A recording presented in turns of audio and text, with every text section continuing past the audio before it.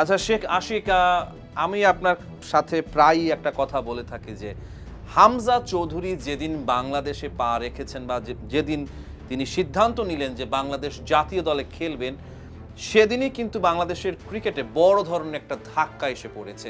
কি কারণে আমি এমনটা বলছি, বাংলাদেশের ক্রিকেট বহু দিন ধরে আসলে ডিক্লাইনিং পিরিয়ডে রয়েছে, অর্থাৎ পারফরমেন্সটা সেরকম করছে না, আইকন কোনো প্লেয়ার নাই। সেই সময়ে হামজা এসেছেন বাংলাদেশের ফুটবলে। দেখেন, হামজা যখন প্রথম বাংলাদেশে আসলো, প্রথমেই মানে হামজার বাংলাদেশে ঢোকার আগেই প্রথম যে কম্পেয়ারটা চলে এসেছে, বাংলাদেশের সেরা অ্যাথলেট কে, সাকিব আল হাসান নাকি হামজা চৌধুরী? একজন স্পোর্টসম্যান আপনার দেশে ঢোকার আগেই যদি এই কম্পেয়ারটা চলে আসে, তাহলে বুঝতে হবে যে হামজার ক্রেজটা আসলে কত বড়। যেখানে সাকিবের টোটাল ক্যারিয়ারটা বিশ্বসেরা অলরাউন্ডারের দীর্ঘদিন ধরে জায়গাটা ধরে রেখেছিলেন, অনেক দিন ধরে মানে সবচেয়ে বেশি সময় ধরে আসলে ধরে রেখেছিলেন, 3 ফরম্যাটে ছিলেন অনেক দিন ধরে।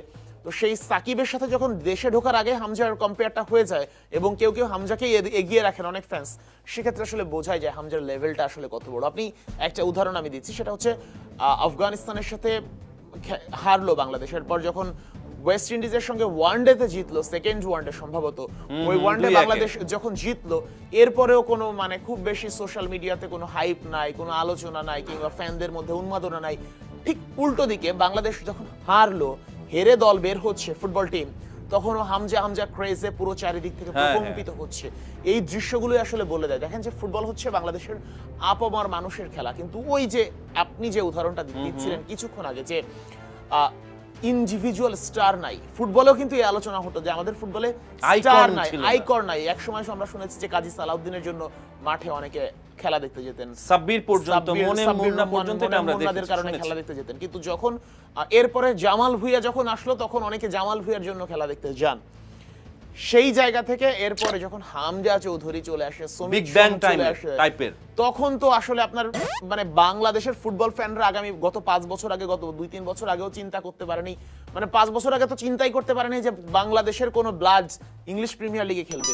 আর গত 2-3 বছর আগেও কেউ চিন্তা করতে পারেনি যে ইংলিশ প্রিমিয়ার লিগে খেলা হামজা চৌধুরী আমাদের জার্সি গায়ে, লাল সবুজ জার্সি গায়ে একদম নিজের করে নেবেন। এবং হামজাকে আপনি প্রতি মুহূর্তে দেখবেন যে বাংলাদেশ যখন হারে, সবার আগে চোখ দিয়ে পানি বের হয় হামজা চৌধুরীর। এবং একটা ছবি খুবই, এই যে বাংলাদেশ হংকং ম্যাচের পরে একটা ছবি খুবই ভাইরাল হয়েছে, হামজা চৌধুরী মাঠ ছাড়ছেন, একজন ফটোগ্রাফার তার ছবি তুলবেন, কিন্তু ছবি না তুলে তিনি হামজার দিকে তাকিয়ে আছেন। হ্যাঁ, এইটাই তো এই যে এই ফুটবলের আবেগ, মানে সে হামজাকে দেখছে যে হামজা আমার সামনে বিধ্বস্ত। হামজা কেন বিধ্বস্ত? সে বাংলাদেশকে জেতাতে পারেনি, এজন্য তার হৃদয় ভেঙে খান খান হয়ে গেছে। হামজার মতো তাদেরও হৃদয় ভেঙে গেছে। তো এই যে ফুটবলের সাথে অ্যাটাচমেন্টটা, এবং আরো যে মজার ব্যাপারটা, রিলেট করে ফেলেছে। আর সবচেয়ে বড় ব্যাপারটা হচ্ছে ফুটবল আসলে কি বিশ্বের সবচেয়ে জনপ্রিয় গেম, এবং আপনার ক্রিকেটের সবচেয়ে সংক্ষিপ্ত সংস্করণ বলে আমরা টি-20, 3.5 ঘন্টার উপরে লেগে যায়। ফুটবল 90 মিনিটের ম্যাচ, মানুষের আসলে সময়েরও মূল্য আছে, এবং পুরো 90 মিনিটও হচ্ছে আপনি সেই থ্রিলিং মোমেন্টের মধ্যে মনে হবে যে থ্রিলিং সিনেমা দেখছেন। ঢাকায় যে ম্যাচটা আমরা দেখেছি, বাংলাদেশ হংকং 4-3 গোলে একটা ম্যাচ ছিল, বাংলাদেশ 3-1 গোলে পিছিয়ে আছে। সেই ম্যাচ যখন 3-3 হলো, মানে কি উন্মাদনা তৈরি হলো জাতীয় স্টেডিয়ামে, সেই প্রেস বক্সের সাংবাদিকদের থেকে শুরু করে গ্যালারির দর্শক, কিংবা মাঠে একেবারে লাস্ট মোমেন্টে যখন বাংলাদেশ গোলটা কনসিড করলো একদম।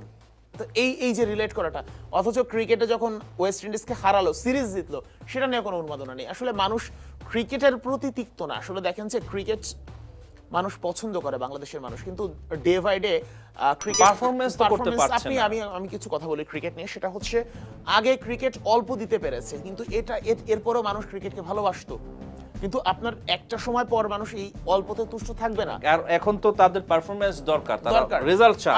আমি বলি কিছু ইনিংসের কথা বলি, যেমন ন্যাটওয়েস্ট সিরিজে আশরাফুলের 48 বলে 94, কিংবা হচ্ছে অস্ট্রেলিয়ার সঙ্গে 100, কিংবা আশরাফুলের আরো একটা ইনিংসের কথা বলতে পারি, সেটা হচ্ছে 83 বলে 87 সাউথ আফ্রিকার বিপক্ষে, কিংবা ইমরোস জুনায়েদ সিদ্দিকী ইমরোসের 50 বলে 71 পাকিস্তানের সাথে টি-20-তে। তো এই ইনিংসগুলো কিন্তু আমার মনে আছে। এরপরে আপনার মুশফিক তামিম কবে কার সাথে সেঞ্চুরি করছে, এগুলোও কিন্তু আমার অত ভালো মনে থাকবে না। কেন থাকবে না? ওই সময় আসলে বাংলাদেশ দল ছোট দল ছিল, নতুন দল ছিল, বা নতুন থেকে একটু পুরাতন হচ্ছে, তখন এটাই একটা জয় আসলে অনেক ছিল। কিন্তু আমি যদি আজকে বাংলাদেশ জিতলে একসময় মিছিল হতো, আমি যখন স্কুলে পড়েছি তখন যে ওই মানে 5টা ম্যাচের একটা ম্যাচে জিতলো, তখন আমার আনন্দ হতো। আজকে আমি প্রফেশনাল লাইফে আছি, এত বছর পরে এসেও কি আমার ওই একটা জয় আসলে দিতে পারবে?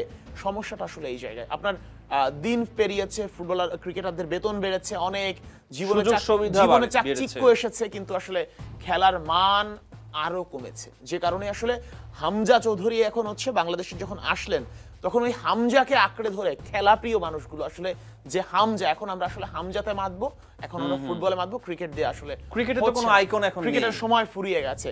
সাকিব আল হাসানের জন্য এখনো আসলে বাংলাদেশের ভক্তরা মানে চান যে তিনি মানববন্ধন খেলুক। করে সাকিব আল হাসান কেন ঢুকতে দেয়া হচ্ছে না, বা সাকিব আল হাসান কেন আসতে পারছে না দেশে, এইগুলো নিয়ে এখনো কিন্তু সেই সাকিব আল হাসান টপিকেই পড়ে আছে। কেন?